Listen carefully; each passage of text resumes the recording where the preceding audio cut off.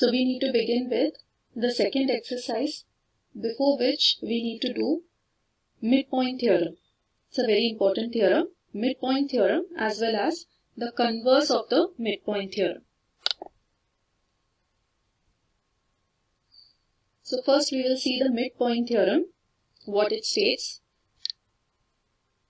The statement is, the line segment joining the midpoints of two sides of a triangle is parallel to the third side.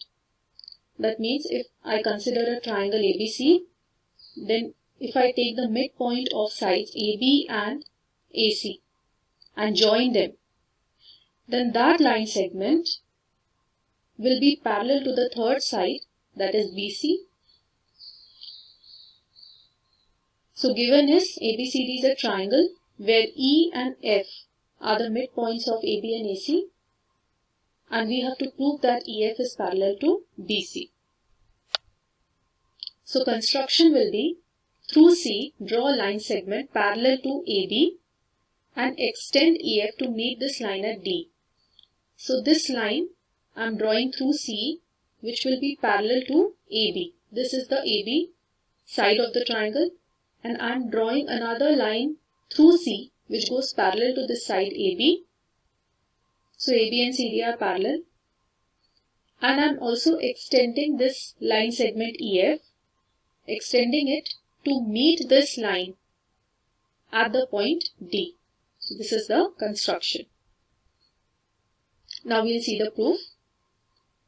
Now AB and CD are parallel by construction, and ED, if I take as a transversal, this line ED is the transversal. So these two angles, AEF and CDF, these two are alternate angles, so they are equal. Also this angle AFE and this angle DFC, these two are vertically opposite angles, and AF and CF, they are equal because we know that F is the midpoint of AC. So AF and CF are equal. So two angles and one side I have got equal. So by AAS I can say that these two triangles are congruent. That is triangle AEF and triangle CDF. These two triangles are congruent to each other. Now after proving these two triangles congruent, that is AEF and CDF congruent by AAS, I can say that EA and DC, they are equal by CPCT, that is EA and CD. These two are equal by CPCT.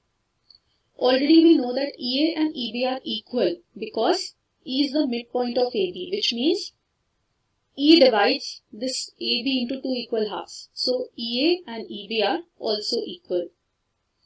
So that means I can say that EB is equal to AE and AE is equal to CD. So EB and CD also must be equal. EB and CD are equal, and also EB and CD are parallel. That is by construction. So therefore, if one pair of side is equal as well as parallel, I can say that this is a parallelogram. So therefore, EBCD, this becomes a parallelogram. And opposite sides of a parallelogram, they are parallel. So therefore, EF and BC must be parallel because ED and BC are parallel.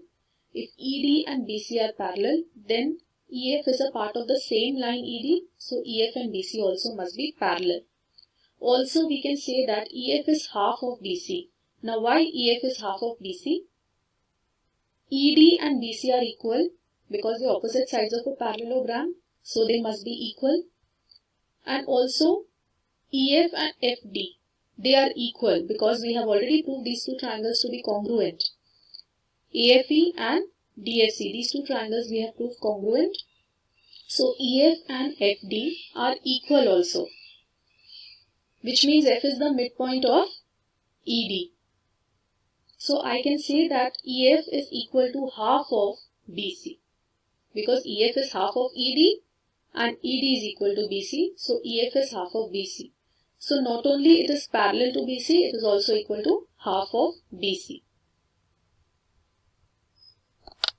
So even if you join the midpoint of AB and BC, suppose BC is having a midpoint over here and I'm joining E to that midpoint, then this line segment will be parallel to AC and it will also be equal to half of AC.